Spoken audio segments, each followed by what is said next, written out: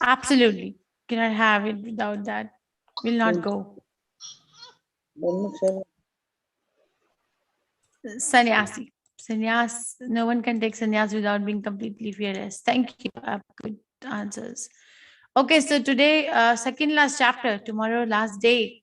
And today, Prabhu asked everyone to give you all the time to fill out that level 2 application. So I'll finish the class relatively quickly today. And please don't leave the class. Then I will share the link for level 2 registration, and I'll give you time to fill out like 5 minutes. If you run into any questions, then you can ask me. If you run into any roadblocks, then you can ask me question and I can help you right there right now. Okay, so let's finish the chapter quickly and then I will share the form. So Shraddha Traya Vibhag Yog, the divisions of faith.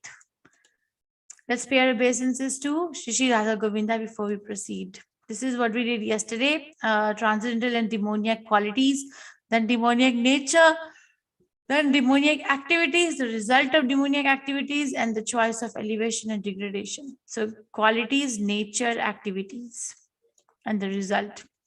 This is today's chapter, 28 verses. Arjun again inquires about, ask a question to Krishna about what is the result of unauthorized worship. Krishna answers worship and faith in 3 modes, food in 3 modes, sacrifice in 3 modes, austerity in 3 modes, charity in 3 modes, and then Om Tat Sat.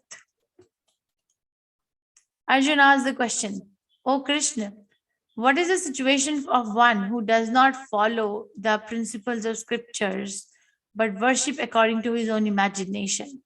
Is he in goodness, in passion, or in ignorance? So Krishna has answered this in the 4th chapter. Prabhupada mentions verse number 39, where Krishna mentions about the transcendental knowledge being acquired by a person who is situated in that consciousness. In the last chapter, we studied that demoniac and divine nature are based on what? Now, who can answer this question? This is a very basic question. If you have really understood, you will answer this question. If you can't answer, that's also fine. That what is the basic difference between divine and demoniac nature? What is it? What makes a person divine and what makes a person demoniac? What is that one thing? In chapter 16. Quickly. What is that one thing? That makes someone divine and someone demoniac. What is it? Self-control. Controlling senses. No. Compassion. No. The demonic Lack of knowledge. will not follow the scripts. Huh? The demonic persons will not follow the scripture. Very nice. That's correct. The faith in the words of Krishna. Faith. Faith discriminates who's going to be. It's not that they're going to have red hair or big nails or big teeth or, very ferocious looking face. It's not like that. It's the faith. Whether the person has a faith in the words of revealed scriptures or whether the person has no faith. So it depends on faith or not, no faith in scriptures. Now, Krishna, a person who has faith is called as divine. Faith in the revealed scriptures or faith in the words of Krishna. A person who has no faith is called demoniac. Now, Arjun is asking this interesting question, that faith in scripture makes one divine and no faith in scriptures makes one demoniac. Now, what is the condition of a person who has some faith, but has faith in his own imagination? Some faith, but not in scriptures. What is that person's worship? Is it in goodness, passion, or ignorance? What is that person's worship? So Krishna is going to describe that. That's what he's asking.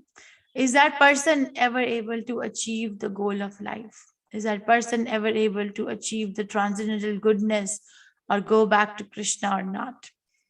having some faith, like this person has a faith in this, some imaginary word, Scientology's flying spaghetti, or faith in, let's say, some human or some animal, and they start worshipping that animal as God. So there's some faith, but then it's not in the scriptures. What is that? Goodness, passion, or ignorance? Krishna answers. Shri Bhagavanuvacha Trivida bhavati shraddha dehinam sa svabhavaja satviki rajasi chaiva tamasi chetitam shrinu. The Supreme Lord said, according to the modes of nature acquired by the embodied soul, one's faith can be of three kinds: goodness, passion, ignorance. Now hear about these. Who knew faith can be also of three kinds? Goodness, passion, ignorance, according to the modes of nature acquired by the embodied soul. We studied this line, modes of nature acquired by the embodied soul, in which chapter? Which chapter did we finish? Did we study this analysis that actually the soul is pure, but then it acquires the modes of nature? Anyone remembers? Many people are returners, like they're coming back. So which chapter was that? Where we studied it? 14. Chapter Which 14. chapter is that? It's not 14.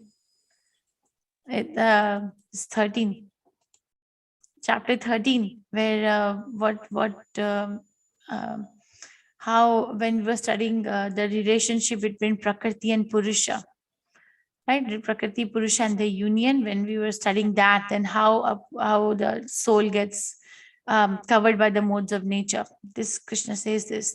So whether one is in goodness, passion, or ignorance, or Krishna, sorry. So the faith is of those kinds. And now Krishna is going to describe all three of them. This particular diagram I'll very quickly explain. Most of the living entities, not just humans, but most of the living entities on earthly planet are under the mode of passion. Mode of passion forces one to work. And work, why? So that I can satisfy my desires. Because work will give me artha, money. And money will give me power to buy the objects of my senses. And then that person may do some charity, some philanthropic work, some karmakand activity, or sacrifices, and at the most they elevate themselves to Swargalok. Okay, person in mode of Sattagun or Rajagun is not after work or for the money, they're after knowledge. And the knowledge of the absolute. And then they attain liberation from the cycle of birth, death, old age, and disease. But they don't attain the spiritual world. They just attain the spiritual sky, which is Brahmajyoti. Out of so many Bahunam Gyanvan Ante, Bahunam Janmanam Ante, Gyanvan Mam Prapadyante. Out of so many Gyanis, after many births and deaths, one may become a Bhakta. And that Bhakta or Krishna devotee is not in the Rajagun or Saptagun, is in the Shuddha Sattva platform, which is after bhakti. And then when they reach the final stage of bhakti, which is prem bhakti, then they meet Krishna. Okay, so this is the difference of vision of different people, different modes. Okay, now Krishna is going to describe the faith and worship according to three modes. O son of Bharata, according to one's existence under the various modes of nature, one evolves a particular kind of faith. The living being is said to be of a particular faith according to the mode he has acquired. So every line is very important. This chapter is should be understood in very great detail. Krishna is very clearly writing or saying that the living entity is not supposed to be under any of the material modes, not even Sattvagun. It's not supposed to be under mode of goodness, passion, ignorance. Actually, it's supposed to be transcendental to all these modes, but has acquired. And not only has acquired, but now is moved by it. And we studied this in great detail in 14th chapter, that the modes don't leave us. They actually carry us from one body to another body to another body. Yajante satvika devan yaksha rakshamsi rajasaha pretan bhuta ganam cha anye yajanti tamasa janaha. Men in the mode of goodness worship the demigods. Yaksha rakshamsi rajasaha, those in the mode of passion worship demons. And then yajanti tamasa janaha, pretan bhutan gamams. For a person in the mode of ignorance worship ghosts and spirits, preta bhoot pret worship. Mangalore has temples for Bhoot Pret worship. People go there openly, like we go to temple openly near our house. They go to Bhoot Pret worship openly. The mode of ignorance pushes one to do that. So, person mode of goodness worships demigods. Mode of passion worships demons. They imagine a person to be God because they are fulfilling their desires. They worship, you are our God. Okay, that's passion. Passion pushes one to do this. Ignorance, mode of ignorance makes one worship ghosts and demons. Okay. And now Krishna is going to talk about austerities. Different kinds of austerities are also in different kinds of modes of material nature. Those who undergo severe austerities and penance, not recommended in the scriptures, performing them out of pride and egotism, lust and attachment, who are impelled by passion and who torture their bodily organs as well as super soul dwelling within, are to be known as demons. Okay, so person in the mode of passion. Prabhupada gives example of a politician fasting for some political cause, which is not recommended in the scriptures. So that person is in the mode of passion, or maybe ignorance also, because doing something which is not according to the injunctions of Shastras, or we just define the meaning of the word faith, and what makes one having a faith in goodness, passion, ignorance is in the faith in the words of scriptures. So any activity which is not in alignment with the scriptures is not in goodness, at least is not in goodness. That kind of fasting, Prabhupada explains in the purport, is not in the mode of goodness. It may appear, it may attract somebody from outside, but the person in knowledge will be able to see that this is useless. It's useless in this, as we will study towards the end of the chapter, why it is useless. Because they're impelled by passion and torture the bodily organs as well as super soul dwelling within. So everyone is getting bothered. Now this is in mode of ignorance, or mode of or passion, ignorance mixed, we can say. Hiranyakashipu doing so much austerity, standing on the tippy toes for thousands of years, and his body was surrounded by ant hill and his flesh was eaten by ants, and he was still not give up. Or Ravan did so many austerities. He was such a good knower of Vedas, but he did not, so-called knower, he did not come to the conclusion of the Vedas. Ignorance. Or see, these austerities where one is burying themselves when they are alive under the earth. We bury the body which from where soul has gone, right? That body is buried, not the live body. This is not recommended. And Krishna, so far Krishna explains faith, Krishna explained worship, and then Krishna explained austerity in different modes. Now Krishna is telling us different kinds of foods that we eat are also in the different kinds of modes. Like if I ask around this class, what do you like to eat? What do you like to eat? What do you like to eat? Everyone is going to have their likes and dislikes, right or wrong? Or are we going to like, everyone is going to like khichdi? Yes. No, ma'am, same. No, ma'am. Different. Everyone is going to like khichdi? Everybody? No, not the same. No, Mataji. No, Mataji. We all will have different kinds of likings. Thank you. Or dislikings. And where do they come from? Where is the origin? The origin is in the modes. So food in the mode of goodness has these functions. It increases the duration of life, purify one's existence, and gives strength, which brings about health, happiness, and satisfaction. Okay. So Ayu, Sattva, Bala. Food has three functions. Ayu increases the duration of life. Sattva is actually increases the happiness, and Bala gives one strength, which brings about health, happiness, and satisfaction. Such nourishing foods are sweet, juicy, fattening, and palatable. This is in mode of goodness. Foods that are too bitter, too sour, salty, pungent, dry, and hot are liked by people in the mode of passion. Such foods cause pain, distress, and disease. Food cooked for more than 3 hours before being eaten, which is tasteless, stale, putrid, decomposed, and unclean, is food liked by people in the mode of ignorance. So this is the food which is in the mode of goodness. In South India, they serve like this, right, on banana leaves, or the fruit salad, or oatmeal, like this, like very nourishing food. But people in the mode of passion loves this sour, salty, pungent, bitter, which causes disease. Right? Somebody's going to eat such a hot food. It is going to actually induce ulceration throughout the intestinal tract, right? Which is going to cause problems later on. And this is like food which is cooked more than 3 hours. If somebody makes cheese and then they have to age it. This more than 3 hour food rule is not applied to Krishna Prasadam. Let's say I cook a food and I offer to my deities and we eat later. That's fine. But if it is not offered to the deities, first of all, it is not sattvic food for sure. It's not in the mood of goodness because it's not offered. And second of all is it's in the mode of ignorance because so many hours have passed. So in that way, we can say that the frozen food is in the mode of ignorance. Get it? Okay. So if you cook Krishna Prasadam and freeze it, that's different. But if you buy a frozen food from outside and then heat and eat, that's in the mode of ignorance.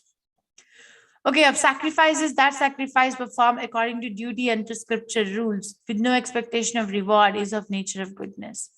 Somebody like chanting your japa, doing the japa because it's written, Krishna wants us to do it. Not that I'm going to get something out of it materially. Of course, we get spiritual benefit, but material benefit is what we're talking about. That sacrifice in the mode of goodness. But that sacrifice performed for some material end or benefit or performed ostentatiously out of pride is of the nature of passion of chief of Bharats. So some people perform sacrificial ceremonies, but they want to do it in the live TV, right? Or they want to do it on, we can do Krishna sacrifice also on the live TV, but what I'm trying to say is that they want to attract the attention towards themselves. See, I'm so great that I do this, because the basic element behind this is pride, which attracts honor, right? Remember yesterday we studied the demoniac qualities, that honor, conceit, pride, conceit, those qualities are of the nature of demoniac quality. So this is pride without, one can be proud of being a Krishna devotee. That's okay. That's not passion. But any other pride is coming out of mode of passion. Okay, any other pride. So, and then the reason behind meeting this, doing this karmakand sacrifice is to meet some material end. And that sacrifice performed in defiance of scriptural injunctions, in which no spiritual food is distributed, no hymns are chanted, no remunerations are made to the priest, which is faithless, is sacrifice in the nature of ignorance. And this is Bhasmasura. Like no food is distributed, no mantras are chanted, no oblations or gifts are given to priests, no food is distributed. He's doing the sacrifice of his flesh to get some benediction from Lord Shiva. So that's more of ignorance. And now he's going to talk about sacrifice of austerity of the body, mind, and speech. So far, Krishna spoke about the different kinds of faith, different kinds of worship, different kinds of charity, different kinds of austerity, and different kinds of food. Now he's talking about austerity of the body, of the mind, and of the words. So Deva Dvija Guru Pragna Pujanam Sacham Arjavam Brahmacharyam Ahimsa Cha Shariram Tapa Uchyate. The austerity of body consists in this: worship of the Supreme Lord, the Brahmanas and spiritual master, and superiors like the father and mother.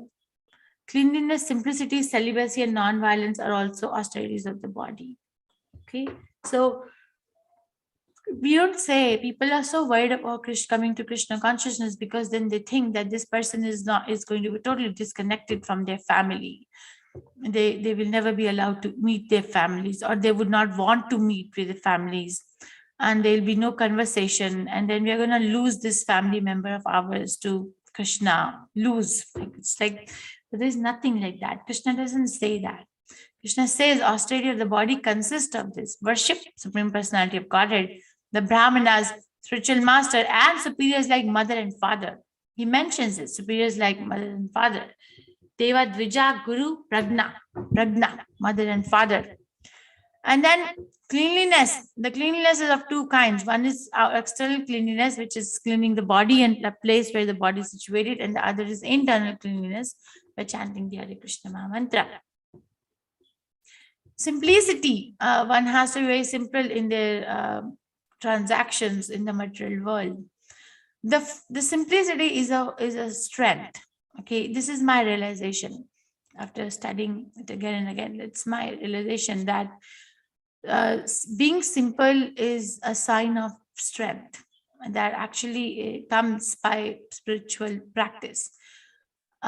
Being very complicated in dealings and making up lies is a sign of weakness, because there is no faith in Krishna. The example is Draupadi, right? Draupadi, when they tried to disrobe her in the assembly, first she was holding on to the piece of cloth and trying to fight for her pride. Draupadi is a pure devotee. We can't imitate her. We can ask her for her mercy. We can pray to her, but we don't imitate her. But please understand the point. Krishna uses his pure devotees to teach us lessons. She's a pure devotee. But through her, we learn this lesson. And it is written in Srimad Bhagavatam also. I'm not making it up, in first canto. So, see, Draupadi, when they were trying to disrobe her, she tried to prevent her honor by holding onto the piece of cloth, right? That didn't let it go.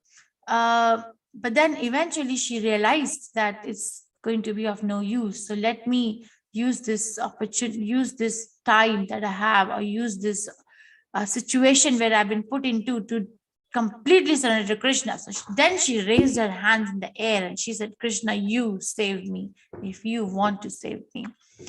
So that's strength. That's a sign of strength. Surrendering to Krishna is a sign of strength. Being simple is a sign of strength.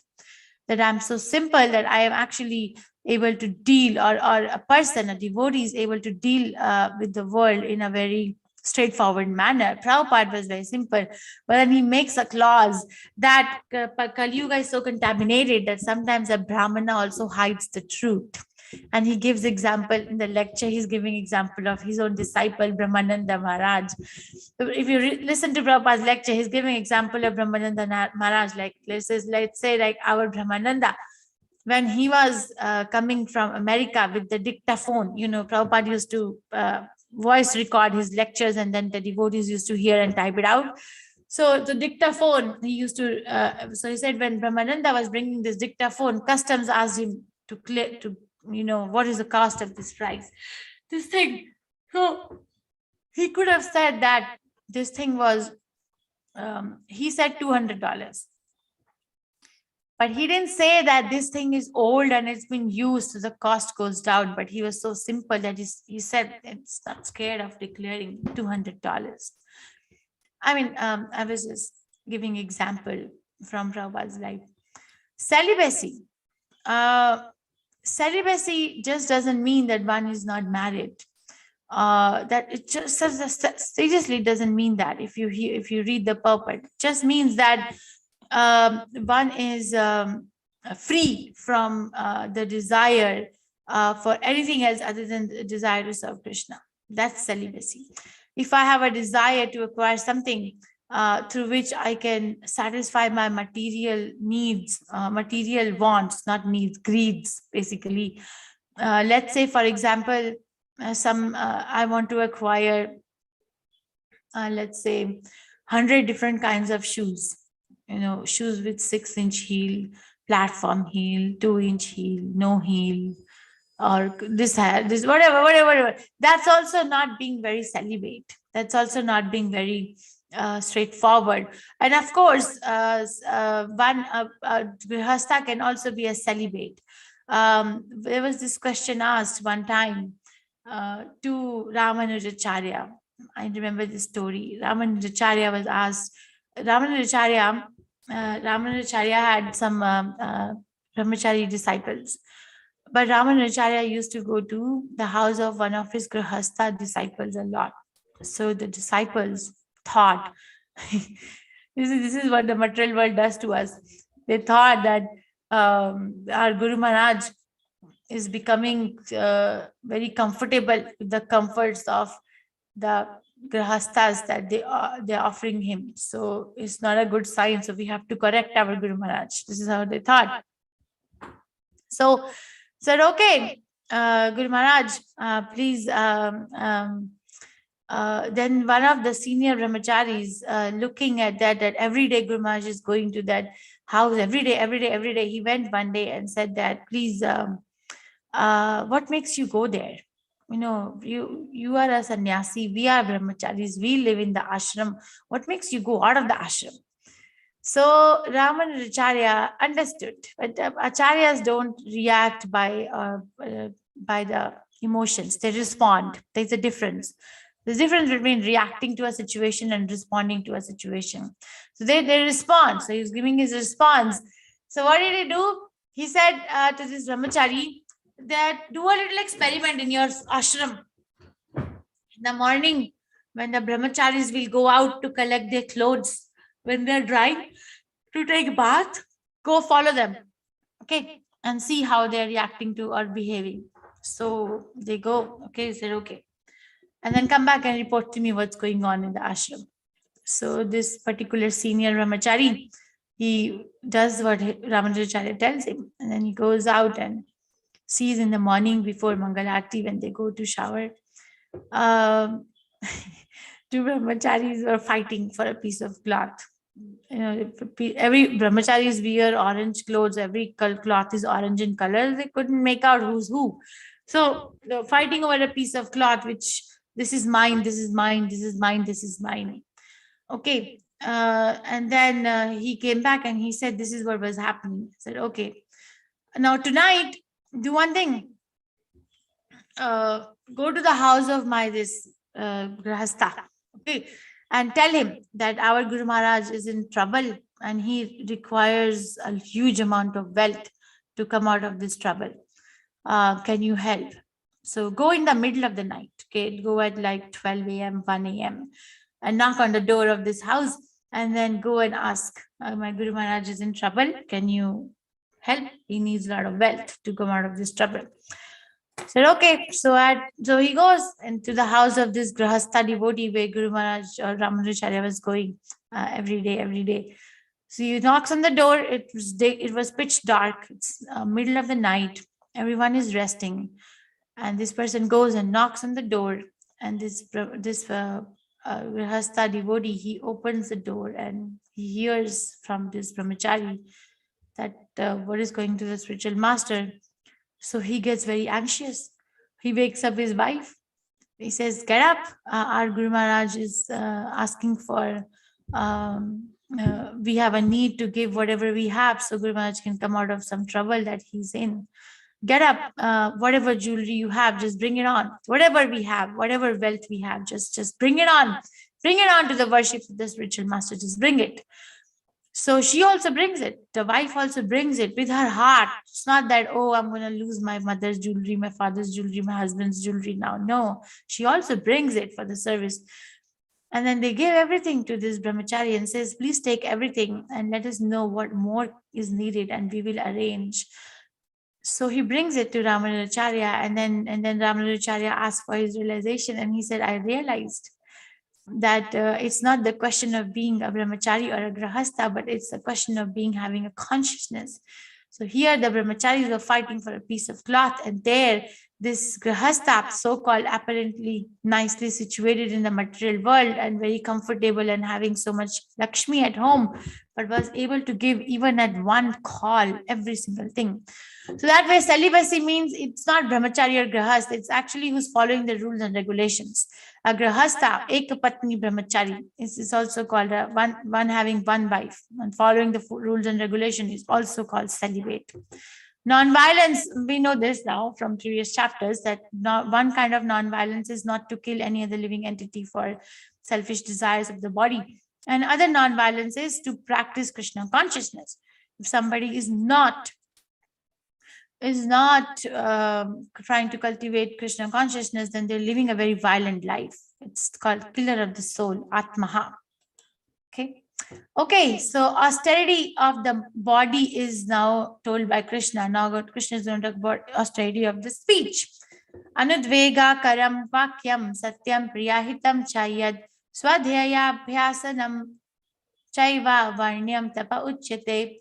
Austerity of speech consists of speaking truthfully and beneficially, and in avoiding speech that offends. One should also recite the Vedas regularly. So truthfully and beneficially, not like being a very truthful person, but then throwing the truth as bombs on somebody, that I'm very truthful and truth is very bitter and this is what you get when you face the truth. No, no, no, that's not Krishna consciousness. And that is not even doing austerity of speech. Austerity of speech is speak truthfully, but speak in such a manner that it uplifts the other person spiritually, not that it demeans the other person. So avoid speech that offends and choose words which are beneficial and speak truthfully. Javed Agamaj gives an example. I was watching his lecture one time. He was saying that when a senior person tries to correct a junior devotee about something, how do they do it? What's the trick? Actually, you can apply it in your life too. What's the trick? He said, first they point out the good qualities of that person, that you're so nice. You have such nice, good qualities. You're so sincere. You get up early. You do your job on time. You are doing well in your school or wherever you are, or in your work or in your family life, or right. I observed that this particular activity is not needs some attention. Maybe this could have been done in such a manner, and then end the conversation with again praising the other person. And I have full faith that you will be able to do it because you have proven yourself in this area or that area. But this is a truth. It's truth. No, and the other person who is not austere, that person's speech will be like that. That aren't you aware that this activity is supposed to be done in this particular manner? I'm talking in very general language, okay? It's not to anybody, but that's why there's no particular example, which is not a good way of teaching. But just to make a point, pointing fingers and bringing out fault, it may be true, the person has a fault, and then demeaning the other person, which is not austerity of speech. People think in Kali Yuga that's austerity of speech, but it's not, because Krishna is saying that avoid the speech that offends. And one should also recite Vedas regularly. Best way is to chant Hare Krishna every day. This is the austerity of the mind: serenity, simplicity, gravity, self-control, and purity of thought. So one has to be serene and simple and gravity and full of like thoughtfulness. Gravity means thoughtfulness. Like, think about it, that my life is limited. My duration of life is indeed limited. And what is that saying? There's a saying.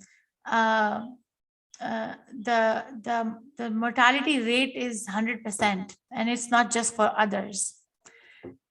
Everyone is going to die eventually. So when my duration of life is limited, then why am I using my duration of life to do something which is not conducive to my long-term goal of Krishna consciousness? So let me set up a short-term goal in this short life so that I can meet my long-term goal, which is to go back to Krishna. That's thoughtfulness, that's gravity, and that will lead to self-control and purity of thought. Okay. This is Sukdev Goswami. Sukdev Goswami, when he was born to Vyasdev, this is Vyasdev, he didn't want to come out of the mother's womb. He heard Srimad Bhagavatam from Vyasdev in the mother's womb, and he understood that it's not a very good place to be at. So he didn't want to come out. He wanted to stay inside and remember Krishna. Krishna himself had to come and request Sukdev Goswami to come out. And when he came out, he ran towards the forest. He did not look here, he did not look there, he did not care for who his parents are, where he is. He just ran. So when he was running, there were some young ladies taking bath in the lake in the forest. When they saw Sukdev Goswami, they saw that this is a childlike innocence, and it is a 9-month-old baby or 6-month-old baby. Generally, an elderly person, it doesn't feel threatened to cover up their body. So they could make out that this Sukdev Goswami is completely pure, 100% pure. They didn't cover their body. See, they didn't cover their body here. But behind him, Vyasdev was running. Vyasdev is also pure. He's also a pure devotee. He's also 100% pure. But because he's situated in Grihasthashram, so out of etiquette, they covered their body. So this is the result of being Krishna conscious. Then austerity, then who's going to practice such kind of austerity? Shraddhaya paraya taptam tapas tat trividham nare afalankakshi viryukte sattvike parichakshaste. This threefold austerity practiced by men whose aim is not to benefit themselves materially but to please the Supreme is of nature of goodness. No, I'm going to do austerity with my mind, with my body, with my speech because it pleases Krishna. If Krishna is the enjoyer behind my austerity, then it's in the mode of goodness. At least Supreme word is used, not Krishna words, because it's in the mode of goodness now. Goodness means worshipping the demigod, it's something supreme. It could also mean impersonalist or Brahmajyoti, but something of the higher power.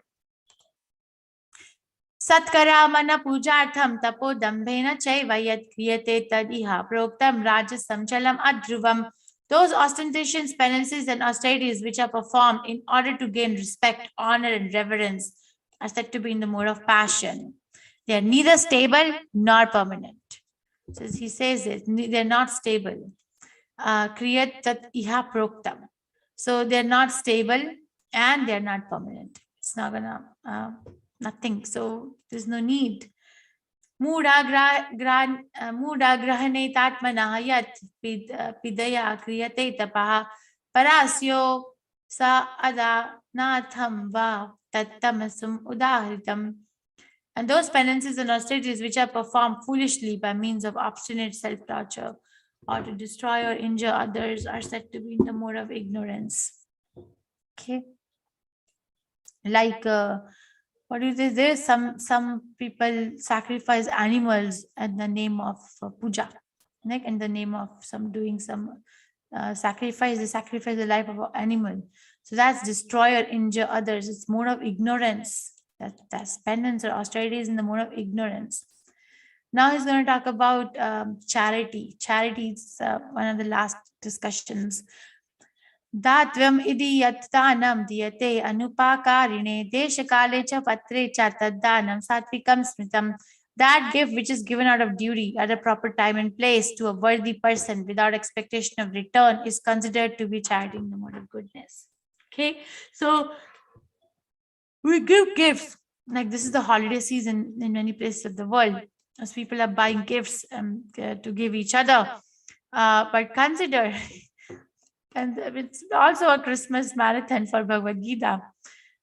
Consider giving something to a proper person at a proper time and proper place, a worthy person, and give it out of duty, like give Bhagavad Gita to somebody who will value Bhagavad Gita and read it. They may not be chanting Hare Krishna, but still give it. That kind of a gift is in the mode of goodness without expectation of return.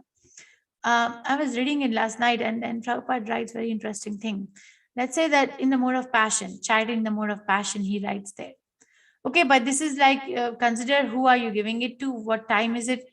If it is related to Krishna, the time factor doesn't apply, but we can give it at any time. But let's say Prabhupada writes in the purport of this verse, towards the end of month, to the temple for the worship of the deity or for the devotees who are Vaishnavas, and then don't expect a return. That is in the mode of goodness.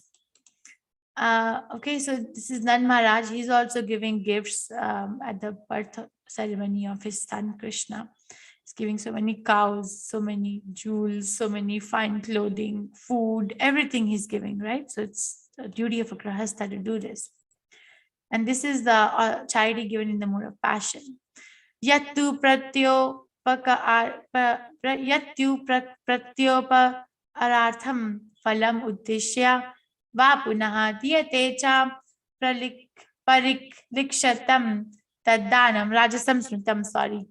But charity performed with expectation of some return or with a desire for fruitive result or in a grudging mood is said to be charity in the mode of passion. So I'm going to give the charity, but I actually want some fame out of it, or I want some returns out of it. that, okay, I'm going to do this activity of charity so that I can get my material desire fulfilled. So it's dealing. Or in a grudging mood. This is interesting. Prabhupada writes here. Let's say we give a charity to a worthy person, to a Vaishnava. Let's say we give it at the proper place and proper time. But the consciousness is, oh, why did I do so much? What was the need for me to do so much? That is also not in the mode of goodness, even though it could have been done at a proper time, proper place, and proper person. But if the consciousness was not right, that is also not correct. This is a charity in the mode of passion. Adeshikale yaddanam apatrebhyaschadiyate asat kritam avagyatam tattamasam udahritam. The charity and charity performed at improper place, adesha, and time, kale, and given to unworthy, apratebhyas, unworthy person, without respect, asatkritam, and with contempt, avagyatam. That charity, udahritam means charity. That charity is in the mode of ignorance. So charity performed at improper place and time, given up to unworthy person, without respect and with contempt, is charity in the mode of ignorance, like giving this person money to drink alcohol or smoke cigarette or weed. It's a mode of ignorance. Now, Krishna is going to describe how all the activities can be done, because everything in this material world is contaminated by one of the three modes: goodness, passion, ignorance. So how do we do this? Something which is sublime. From the beginning of creation, the three syllables Om Tat Sat have been used to indicate the supreme absolute truth, Brahman. They were uttered by Brahmanas while chanting Vedic hymns and during sacrifice for the satisfaction of the Supreme. Okay, so now Krishna is going to describe the meaning of Om, then Tat, and then Sat. Thus, the transcendentalists undertake sacrifices, charity, and penance, beginning always with Om to attain the Supreme. Om iti etad brahmano nedishtam nama indicates the first goal. So when the devotees, they undertake any of these activities of sacrifice, charity, and penance, they begin with the word Om, which actually shows the first goal, that it is to the Supreme Personality of Godhead. This activity is dedicated and is done for the Supreme Personality of Godhead. Om means Vishnu. It is placed at the beginning of Vedic hymns to indicate the supreme goal. One should perform. So when they begin the activity and then they perform the activity, one should perform sacrifice, penance, and charity with the word Tat. The purpose of such transcendental activities is to get free from the material entanglement. Tat Tvam Ashi. That indicates detached work for the sake of liberation. These activities are done with disregard for material result. So activity begins with Om and it performed with the word Om. The absolute truth is the objective of devotional sacrifice, right? The activity begins, then is performed, and then the goal is achieved, or the objective behind the activity is achieved. What is the objective? Krishna. What was the beginning? Krishna. Middle? Krishna. And it is indicated by the word Sat. These work of sacrifice, penance, and charity, true to the absolute nature, are performed to please the Supreme Person or Son of Pritha. Sat eva Samya. Sat means eternal. Activities done for the service of the Lord reveal the true spiritual nature. In such activity, the performer of action becomes eternal. Activities are aimed at eternal, and the benefits of activities are eternal. Everything is eternal.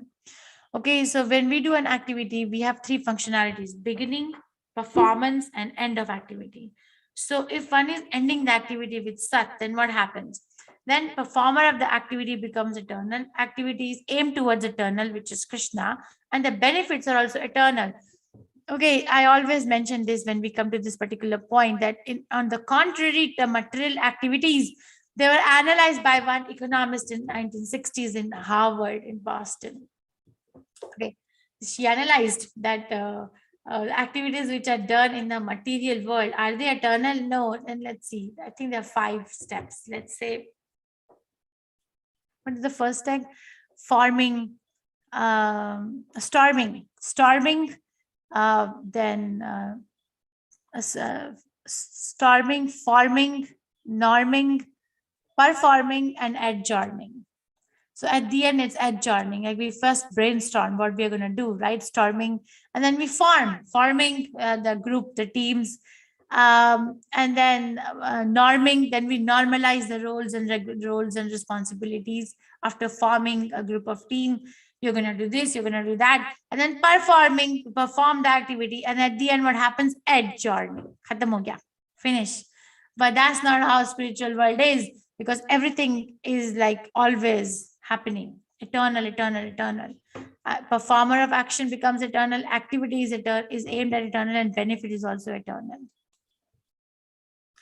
Factually, the transcendental sound Omkara, although a combination of three letters A, U, and Ma, has transcendental potency, and one who chants Omkara will very soon realize Omkara and Lord Vishnu to be non-different.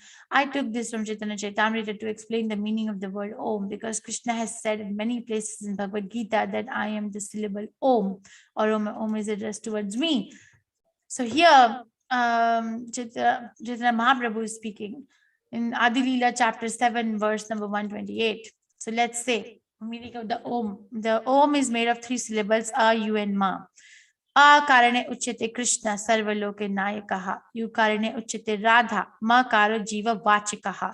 So A karane uchyate Krishna, the letter A kara in Om refers to Krishna, who is sarvaloke nayakaha, the master of all living entities and planets, material and spiritual. U karane uchyate Radha, the U kara indicates Srimati Radharani, the pleasure potency of Krishna. Ma karo jiva vachikaha. Ma kara indicates the living entity, jiva. Okay, so that's Om. A, U, Ma. A is Krishna, U is Radharani, Ma is the soul, like us, living entities. This is Ramananda Rai. Ramananda Rai, Chaitanya Mahaprabhu disclosed this confidential feature of Radha and Krishna to Ramananda Rai. So A means Krishna, U means Radharani, and Ma means Jiva. This is Om. But sacrifice, austerities, and charities performed without faith in the Supreme are non-permanent, or sana pritha, regardless of whatever rites are performed. They are called asat. They are useless both in this life and the next. So Krishna has given his final opinion. If somebody is doing a sacrifice and it is not in alignment with the injunctions of the scriptures for Krishna, done towards Krishna, then they are asat. They are not truth, and they're useless both in this life and next. So this is what we did today. I'm sorry, I think I went like 4 minutes extra. Arjun's inquiry about unauthorized worship. So Krishna answers three kinds of modes determine: faith, worship, food, sacrifice, austerity, charity. And in austerity, he just talks about austerity of the body, mind, and speech. Charity, and then finally he gives his conclusion, Om Tat Sat. Sacrifice, charity, and austerity should be offered to the Supreme. Okay, so I'm going to show you one video, and then we are going to do the form. So if you can stay for a few, sorry, I wanted to stop the live stream. If you can all please stay for